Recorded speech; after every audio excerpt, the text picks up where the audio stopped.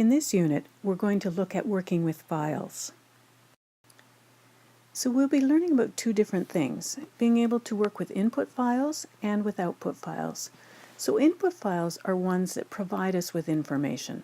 So it has been stored by someone else or somewhere else, and we're going to use that to do some processing, or we're actually going to generate the files to be able to store information we've collected, or we have some information that we think is going to be useful. We've done some calculations, for example, and we want those stored for something else.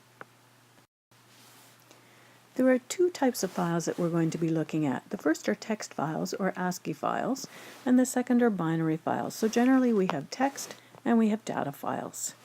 So ASCII files, as you know, are open in any text editor like Notepad or TextPad, and they contain printable characters. So the alphabet, the numeric characters, so the digits representing the numbers 0 through 9. And these are portable files, meaning they can be opened on any platform. Doesn't matter whether it's Windows or whether it's a Mac system. The file is simply made up of readable characters, and we can open it and read it. If we've written files to a text file, they're going to be stored as their ASCII equivalent. In other words, the number 10 isn't stored as the value 10, it's stored as the digits 1 and 0. So that might introduce a little bit of creativity on your part if you're having to interpret a file and read those as number values. Text files are great for small to medium amounts of data. If we have large amounts, we'd be better to go to a data file or a binary file. So binary files can contain any type of information. It can be characters, it can be numbers, it can be floating point numbers, it can be the aggregate data types. The equivalent file is usually a little bit smaller because a number is stored as a number instead of each of its individual digits. Binary files are, however, system dependent. So if you create a file on a PC, that's where you'll need to read it. It doesn't matter what type of file you're working with, an ASCII file or a binary file. There are 5 steps that you need to do each and every time you work with a file. The first is we need to declare a file pointer, and what this is going to do is allow our program to have a physical connection to the file.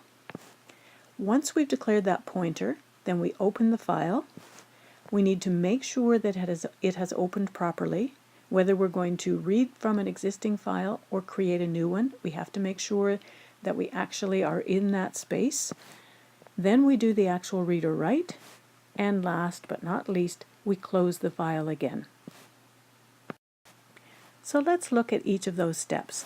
The first thing was to declare a file pointer. And as I mentioned, this is the link between our program and the file itself. Now, where do we declare that?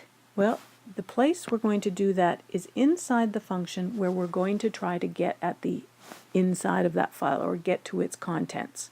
So if that happens to be in a function and not in main, then we're going to put this declaration line in that function. So the form it has to take is the keyword file, and this has to be in capital letters. It's a predefined data type that is there for us, and whenever we see that declaration, we know we're going to be opening up a file. We need a pointer reference here because we're declaring a file pointer, and then we give it a variable name. So say, for example, we want our file pointer to be called FPTR.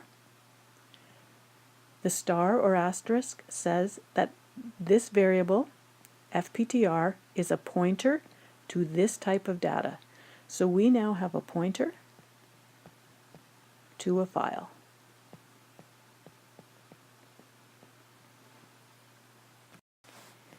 Once we've declared our file pointer, we're now ready to open our file. In order to do that, we have to provide it 2 pieces of information. First, we have to tell it the name of the file that we want to open, and secondly, we need to tell it whether we want to write to a file, read from a file, write to a binary file, or read from a binary file. So those are called the access modes. So if we look at the open instruction, There it is. So it's fopen. The F stands for file. So fopen. The file name is the file we want to open. The mode is the access. We're either going to write or read, write binary or read binary. And those have to be in double quotes. So this is a string. And it expects it in that format. Then we need to assign the output of this function to our file pointer. So let's look at an actual example down here. There was the file pointer we declared on the last slide. There's our file open instruction. There's the name of the file that I want to open. This is a string as well. The comma to separate the two parameters. And in this case, I'm going to read this file. Now that I've issued that fopen instruction, I need to make sure that the file actually opened. So what it's going to do, if there was a problem, it's going to return null. And null is another keyword. This is predefined. It's capital N, capital U, capital L, and that says there's a problem with a pointer, or the pointer is not assigned. So what we need to do is check our file pointer, and if it's not null, then we're going to do whatever we want to do with that file. But if it is null, we need to tell the user that there's been an error opening that. So we're going to use a simple if-else loop. We're going to test our file pointer. If it's not equal to null, it means the file open worked. If it is equal to null, the file open didn't work. So let's look at an example down here. So there's our conditional statement. If file pointer is not equal to null, then we'd have our open brackets. We'd do the tasks if our open was successful.